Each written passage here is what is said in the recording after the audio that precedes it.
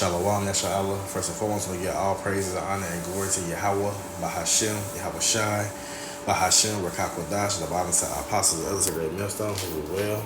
And peace and blessings to the hopeful elect, especially the great gospel, sincerity, and truth. This your brothers, Hezekiah Yahweh, coming at you with another lesson through the spirit of power, Yahweh, Bahashem, Yahweh Shai, and what will it be edifying?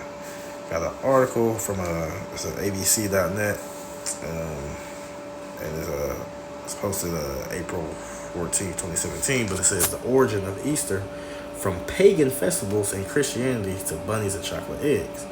Right? So right then and there, that should tell you, right off the bat, man, this is a pagan holiday, which, ultimately what the heathens follow, those who are outside of the temple, right?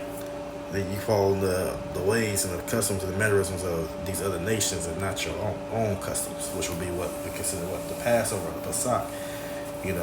This Easter, even though they may say, well, we celebrate the same time, around the same time, but its origins is rooted in wickedness, right? It say on Easter Sunday, a bunny will deliver chocolate eggs to many households across Australia. It's like, okay, speak about Australia, but it says, have you ever wondered how this seemingly bizarre tradition came to be? Well, it turns out Easter actually began as a pagan festival celebrating spring in the northern hemisphere long before the advent of Christianity. Since prehistoric times, people have celebrated the equinoxes and the solstice as sacred times. University of Sydney professor Carol Cusack said, the spring equinox is a day where the amount of dark and the amount of daylight is exactly identical. So you can tell that you're emerging from winter because the daylight and the dark have come back into balance. People map their whole lives according to the patterns of nature. Following the advent of Christianity, the Easter period became associated with the resurrection of Mashiach, or when they say Christ. So you have the people who understand when it said since prehistoric times, Easter, which I know is another name, so it's like Astarte or Astern or whatever, but also is derived all the way back to the time of Nimrod, the Tower of Babel, with his wife, either by the name of Ishtar, and then also in other names she's known by Semiramis, and she was deemed the queen of heaven, the goddess of fertility and all this and that. And those eggs are associated, or even with the spring equinox, like rebirth, reborn, new birth, whatever. But it all ties in, like the spring equinox. It all ties into paganism, false god worship. So that's why I say prehistoric times, before even Yahweh Shai HaMashiach came into the flesh upon earth, they've been worshiping this and following this pagan holiday for millenniums before he came on the scene. Also, not only Easter, but that's where you like Christmas and all those other all those other pagan holidays or wicked holidays and all this and that. They've been celebrated way before your whole idea that Hamashiach was going to come into the flesh through the readings of the Bible. So people be I do it because of this, no, I do it because of that. No, these things have wicked origins, prehistoric, right? They say in the first couple of centuries after Yahweh life, feast days in the new Christian church were attached to old pagan festivals. See, look, feast days in the new Christian church were attached to old pagan festivals, which is still listed to this day. Spring festivals with the theme of new life and relief from the cold of winter became connected explicitly to Yahweh having conquered death by being resurrected after the crucifixion. So see what these devils did. They tried to intertwine something that was already celebrated and tied it to our Lord. These are things that they're gonna pay for. Ultimately lying on Yahweh Bashem Shai, or pretty much feeding lies and deception to the people. Easter's change of day. In 325 AD, the first major church council, which I believe this was with Constantine, the Council of Nicaea determined that Constantine the Great, it was a Jake, so-called, he was an Israelite, so y'all call him a so-called black man today. It said determined that Easter should fall on the Sunday following the first full moon after the spring equinox. That is why the dates moves and why Easter festivals are often referred to as movable feasts, right? But ours stayed the same. It's a different calendar. We got to be on the same calendar, but we will follow exactly as the scripture tells us to follow it. Rather be like the 14th day, this day, whatever the case may be. See, there's change, right? They say there's a defined period between March 25th and April 25th on which Easter Sunday must fall. and that's determined by the movement of the planets and the sun. Right? See, they let's get there real quick. This is Jeremiah chapter 10, verse 11. It say, "Hear ye the word which Yahweh Shemashai speaking unto you, O house of Israel." So this is the Lord speaking to you, Israelites, so-called Negroes, Latinos, Native Americans, speckled bird, the Israelites that look like other nations, but see why I go back to the 12 tribes of Jacob, whose name was changed to Israel, right? The Lord speaking to you, hear this word, right? Thus saith Yahweh Shai, learn not the way of the heathen. So we are not supposed to be following after or trying to inquire or try to be like these heathens, following after their customs. While you have your, knowing that you have your own customs. Now, of course, we've been, risen up on this side out of captivity, right? We didn't know our identity. We didn't know, who we were, who our power was. We didn't know that those things, but the Lord has brought the remembrance back in the earth, has brought the truth back in the earth, and those who have heard this word, speak as a man, but ultimately the Lord can put the Spirit on you, man. You need to forsake these wicked holidays, these pagan festivals that that you follow, and then turn back to Yahweh Shai, so that you may receive a pardon for your iniquities that you commit against them, right? So say learn not the way of the heathen. So if the heathen got something set up that's not aligning with our high holy days, you should not be partaking in it. No, point blank, period. It say, and be not dismayed at the signs of heaven, for the heathen are dismayed at them. But the signs could be, we know the signs, the chariot signs, they got, the comments, like I said, the angels, of course, with the chariots. And then also, they always talk about, here's Venus, and here's Jupiter, and the retrograde of Saturn, and this and that. Like they be dismayed at all that, right? They prognosticators, they astrologers, and this and that. They are dismayed at the signs of heaven, right? Well, they even name gods after the planetary systems up there, like like I said, like in the Roman, especially in the Roman pantheon of gods, which is interchangeable with the Greek, but they got names like Jupiter for Zeus, Saturn for Kronos, I think Mars for Aries, so forth and so on. So the heathen, they dismayed at the signs of heaven, right? They talk about, on this day, the retrograde gonna make your feelings, so you're gonna be more susceptible to getting mad and shit. They be dismayed, they be looking into that. But the Lord told us not to do so, right? So it says, again, there's a defined period between March 25th and April 25th on which Easter Sunday must fall, and that determined by the movement of the planets and of the sun. So they go with the sun and the planets, and we got to go off that. It's a Pascha, Easter, and the goddess of spring.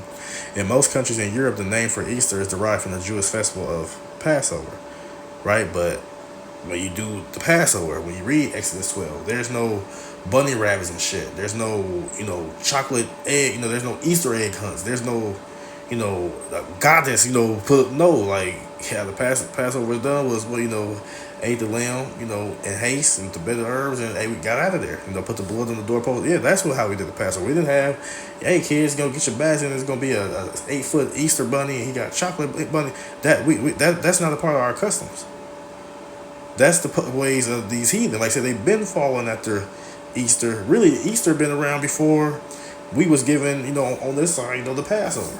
They've been following after that, right? It's our forefather Abraham, he experienced real Easter back over there in the Ur of Chaldees in Babylon, right? So in Greek, the feast is called Pascha, in Italian, Pasqua, in Danish is Pasaki, and in French is whatever, y'all see it. But in English-speaking countries and in Germany, Easter takes its name from a pagan goddess, right? Easter takes its name from who? A pagan goddess. So Easter is not interchangeable, like they say it's interchangeable with Pascal, this and that, because that's the true way. But Easter, Pascal or the Pasach ain't named after no goddess, right? So Easter is named after the pagan goddess from Anglo-Saxon England, who was described in a book by the 8th century English monk Bede. Astre was a goddess of spring or renewal, and that's why her feast is attached to the vernal equinox. In Germany, the festival is called Oster, and the goddess is called Astura, which also goes back to who? Ishtar, Semiramis, the wife of Nimrod back in the Tower of Babel. That's who it go back to. Rabbits and eggs are ancient symbols of new life, right? Wasn't no rabbits and eggs associated with the ways of Yahweh Shai, right? It's a many. You can't. Come on, like rabbit is an unclean animal. You ain't supposed to eat that, right? It's a many of the pagan customs, many of the pagan customs associated with the celebration of spring eventually became absorbed with Christianity as symbols of the resurrection of Yahweh. So they just assimilated all these customs into one, and yeah, we're gonna call it this. Eggs as a symbol of new life, right? But do people come from eggs? Like like actual egg that you see a chicken hack? Do they come from them? No. People get all, well, this egg and the sack and the sperm. Like niggas get. But like actually, you see these eggs right here in the picture. Do people come from them? Right? It say eggs as a symbol of new life became a common people's explanation of the resurrection. After the chill of the winter months, nature was coming to life again. Right? Which that's another Christmas. We'll get to that. But they say during the Middle Ages, people began decorating. So the Middle Ages, right? So what? So it is during the Middle Ages, the people who were in power at that point in time was what? It was who? So-called dark skinned men. The so-called black people, right? Ultimately, with the Israelites. With the Holy Roman Empire, the Byzantine Empire. We ruled for over 1,000 years in Europe. So this is mainly our people falling after this mess because they done fall after the customs of these other heathens. Right? It's during the Middle Ages, people began decorating eggs, eating them as a treat, following Mass on Easter Sunday after fasting through Lent. This is actually, that shows the spirits coming back. Like, y'all the same niggas who will kill, y'all, but they'll kill somebody over an Easter outfit and the basket and all this, that's the same niggas coming back. Right? In the reincarnation, to say, this is actually something that still happens, especially in Eastern European countries like Poland. Professor Cusack said, the custom of decorating hard-boiled eggs or blown eggs is still a very popular folk custom. Rabbits and hares are also associated with fertility and were symbols linked to the goddess of Astarte. So everything that you're doing that resides within the parameters of fallen Easter, it goes back to the worship of a false god. Right? The first association of the rabbit with Easter, according to Professor Cusack, was a mention of the Easter hare in the book by German professor of medicine George Franch von Franknow, published in 1722.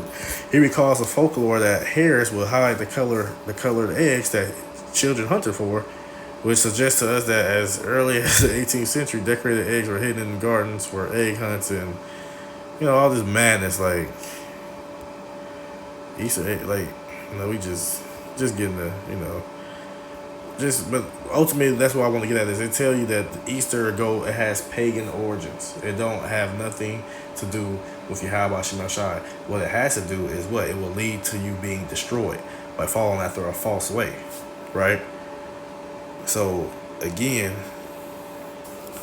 going into that Proverbs 3 chapter 30. Chapter 3, verse 31. It say, well, if be thou not the oppressor. Who is your oppressor right now? Your oppressor is a so-called white man, mainly over here, on the northern hemisphere, is a so-called white man, Esau, Edom. Now, yeah, the earth was given to their hand anyway, so by default, they oppress you everywhere else, but hey, some jakes may be under Elam or Aram or, Japhetic nation, whatever the case may be, but hey, Esau, he's the one that's ruling the world right now. So his vibration is affecting all the people. Right? Hey, it's Australian who over there, came over there and conquered over there, Edomites, devils. So say, envy thou not the oppressor and choose unto his ways. The Lord said, man, don't choose unto their ways. Because while you have your own way, you have your own standard, a holy, separate, sanctified way. Whereas these ways that they want you to follow is perverse, wicked, dark, which brings forth death and destruction. Right? Because what you're doing is what you worshiping other gods. Because say what that all goes back to the goddess Astarte, right? It says Exodus chapter 20 verse 1. And Yahweh Bashim Yashai spake all these words, saying, I am the Lord Yahweh Bashim Yashai, thy power, right? Your God, speaking to the Israelites, which have brought thee out of the land of Egypt, out of the house of bondage. So the Lord deliver us out of bondage. When we was crying out to him in pain and anguish, what he answered, he came through. Right? And this is what he said. Thou shalt have no other gods before me. Right? Point that, that cut dry. So when they say a goddess or another god and it ain't Yahweh Shemashai, you are not supposed to be following them. You was not supposed to be worshiping after them. right? It say, thou shalt not make unto thee any graven image, or any likeness of anything that is in the heaven above, or that is in the earth beneath, or that is in the water underneath the earth. Thou shalt not bow down thyself to them, nor serve them. For I, Yahweh Shemashai, thy power, and my jealous power, visiting the iniquity of the fathers upon the children to the third and fourth generation of them that hate me. So if you bow, like pretty much when you bow on the knee when you follow it, that's you bowing. I'm gonna follow this, yes, in the name of Easter and JC and all this. You were pretty much saying that you were following after the mannerisms of this guy. The next holiday comes, you following after this guy. The next holiday comes, you following after this guy. You're not following after your guy, you Israelites, which is Yahweh Shai. And so the Lord said, "What, man? Thou shalt have no other gods before me." Hey, y'all go to church. Guess who's magnifying the church? JC. That's another God. Our Lord said, "His name is Yahweh Shai Hamashiach." JC is, an image. Pretty much an image or either put together by the Pope's son, Cesare Borgia. That's who stood to be painted as who y'all call JC. So it's an idol. It's a false god. No matter how you want to cut it. Exodus 23:2. Thou shalt not follow a multitude to do evil. Because what niggas say, well, shit, majority of our people been doing all our lives, so I'm seeing everybody else still doing it, so why can't I do it? I might as well do what they do. Hey, thou shalt not follow a multitude to what? Do evil. When you fall after these false ways, that's you doing evil. Which will bring what? Evil unto you. They say, neither shalt thou speak in a cause to decline after many to rest judgment. So the point is, man, don't follow a multitude to do evil just because you're seeing a majority of people doing it, or just because you've been, so-called traditions been handed down and this and that's associated around these pagan holidays. Hey, after you come to this understanding, man, you break away from that. You don't follow after that. Because these people they keep falling after this, what? Pretty much showing their service to another guy. Now, you have Bashim Al-Shai, hey, man, they're going to be put to death. Point blank, period, because, as the scriptures say, one of my favorite scriptures, 2 Chronicles chapter 15, verse 13, it say that whosoever will not seek Yahweh Shemashai power of Israel, right? So if you're not seeking after follow his high holy days and you seeking after everything else that's adverse to him, this was gonna happen to you. It say should be put to death. So if you want to follow Easter, not the Passover, should be put to death, right? You want to follow, Christmas instead of commemorating Hanukkah. That's a part of our customs. Hey, should be put to death. You know what I'm saying? Fall under any of these other customs, man. Hey, death is waiting for you, right? And they say whether I'm small or great, whether man or woman, so no matter what your status is, you can be a kid, you can be a child, you can be a newborn, you can be whatever. Because the Lord said He gonna have mercy on who He have mercy on, right? And no man has perished. Remember, I pray thee, whoever perished being innocent, right? Ain't nobody innocent. All of us as Israelites has fallen short of the glory of Yahweh Shemel Shah. All of us is ultimately can be, so to speak, judged by whatever sin, past iniquity, sin that we committed in this life or in any past lives. So that's why it's best to pray with supplication and for forgiveness for the things you did in this lifetime and things you did in your past lifetime. But nobody's ultimately exempt from receiving the judgment. But we know that the elect, even if they may, the elect of the nation of Israel, they will receive a pardon for their sins. But if those who are not seeking the Lord, man, you're going to be put to death. Point blank, period. The Lord call them dumb idols. So they say, Psalm chapter 96, verse 4, for the Lord Yahweh Shemashai is great and greatly to be praised. He is to be feared above all gods. For all the gods of the nations are idols. See, all these other gods are idols. They nothing. They're a statue. They're a painting. They're a thought. They're an imagination. They don't exist. But Yahweh Shemashai what? Made the heavens. And that's who we have to be following after, His customs, His ways, right? I can end it right here. It says,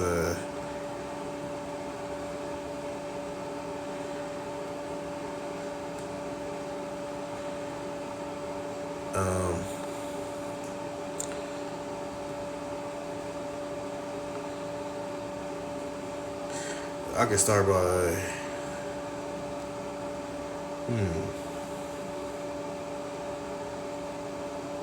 I'm gonna get the point.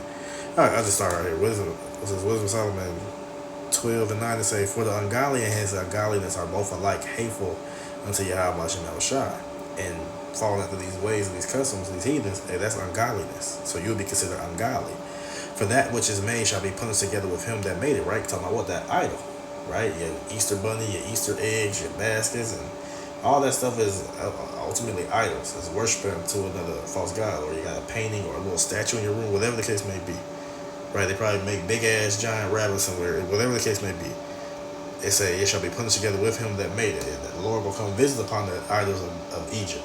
Over here is Isaiah 19 speaks about. He gonna come visit this place and knock all that shit down, destroy everything, and destroy everybody that's fallen after those ways as well. It say, therefore, even upon the idols of the Gentiles shall there be a visitation, right?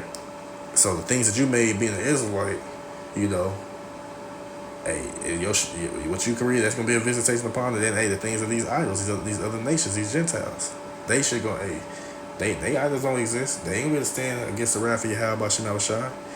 Right? So there should be a visitation upon all flesh. Right? It say, because in the creature of Yahweh Bashim Yashai, they are become an abomination and stumbling blocks to the souls of men and the snare to the feet of the unwise. This is a stumbling block. Christmas is a stumbling block. Right? Valentine's Day, stumbling block. You know, St. Patrick's Day, stumbling block. Like all these holidays that have you fallen after, it's stumbling blocks. Right? To the souls of men, a snare, it's a trap. Right, you're gonna be trapped and you can't get out, and if you can't get out, and hey, the one who set that trap, what, gonna come get your ass? Right, that's ultimately gonna be who? Hey, the death angels. Here you are, you trapped and snared in the worst of your own hands. And, hey, a judgment got to come down, and they're gonna take your ass out. Right, it say, for the devising of idols was the beginning of spiritual fornication. Hey, as soon as the idols was devised, when the thought of hey, that was the beginning of spiritual fornication, right? Because you got two fornications.